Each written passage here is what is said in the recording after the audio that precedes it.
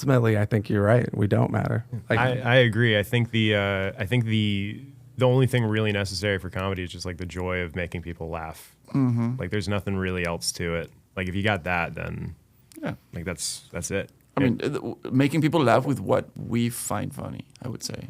Yeah. I want to write jokes that I find funny. I don't want to write jokes just to make people laugh. That makes any sense? Like I want to be like, oh, I'm proud of I wrote this, or oh, this is so stupid, makes me laugh. Oh, you think it's funny too? I mean, that's great.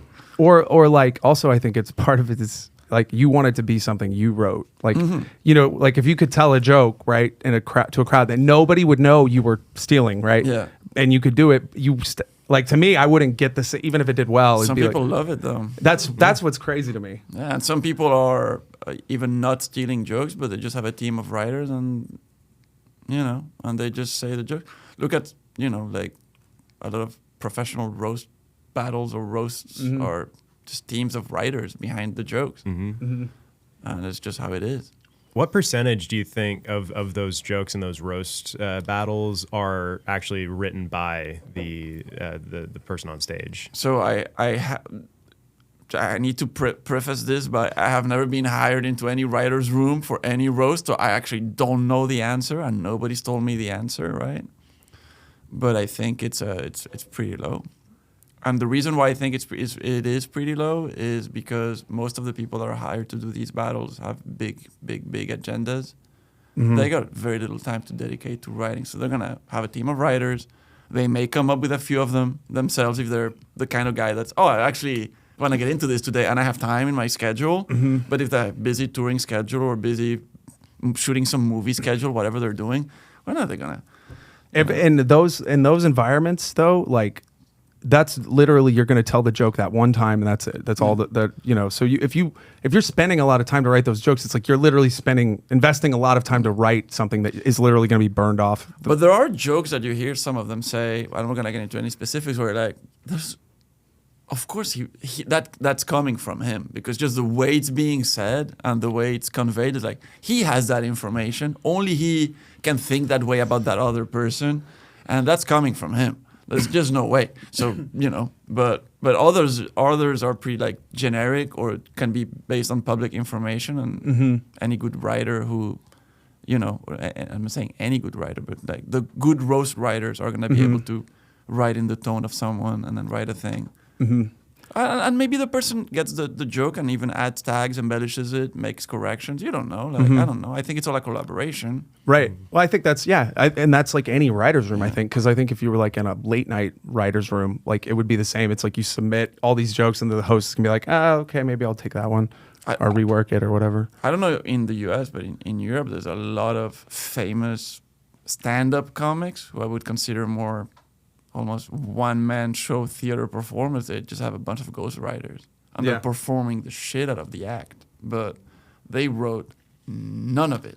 And they have an hour on stage that's murdering and selling out. They wrote 0 words on it. Yeah. There's also great writers and performers in Europe. But I mean, there are pretty Rabbit famous with a ghost rabbit, what the fuck happened? Yeah, but I mean, no, but dude. Yeah, absolutely. I see, but that's the thing I don't understand, man, is like I don't.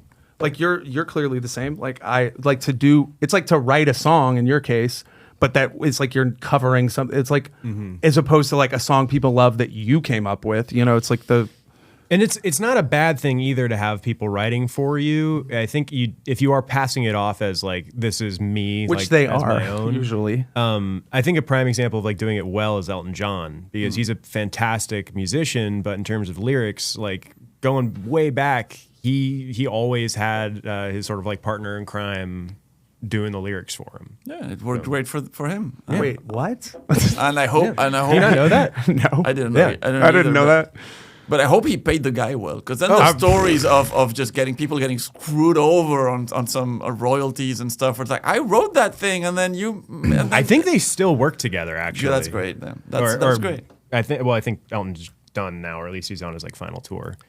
No, yeah, dude. I mean, you gotta be. It's interesting royalties too, bro. Bob Seger just gave away the royalties to Like a Rock, I think, or one of his, or no, Old Time Rock and Roll. He wrote that song. It's like that old time. That's like a massive, yeah. And he's getting nothing from it, dude. It's like, bro, because he just didn't think it was like, I don't need the, like, bro. That's the dark side of any entertainment industry. There's always folks there just trying to take a larger cut of the pie. You know, Well, it's fucked up because you're taking intellectual, creative content, and all these people are getting money off of it, and at the end of the day, the artist may or may not see a lot of that, and you're like, oh yeah, so everyone's profiting from this shit, but like the person that really should be profiting gets fucked over a lot of the time.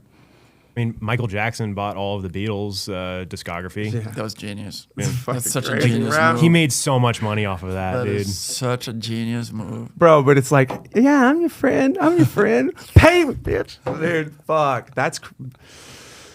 I that was what. Who told us that? Was it T-Dubs that I think told it us was- this? yeah. Like about like I didn't realize either that like that caused a whole rift between McCartney and Jackson after that, which I guess they were not really friends after that. I mean, it's kind of insane that, hey, would you just bought my catalog? It's like, hey, I thought, we were buds. Yeah. Also, also as someone who did have a whole speech about his own artist rights and his money and how his stuff had been stolen from him, Bro, it is kind of wild. the cognitive dissonance is real. Because he's got this whole speech that he did is online, Sure. and it's so true, and it was beautiful. But then he did buy the whole catalog of the Beatles. Like, you guys shouldn't be doing this. Which is like a fucking major deal, dude. Fucking A.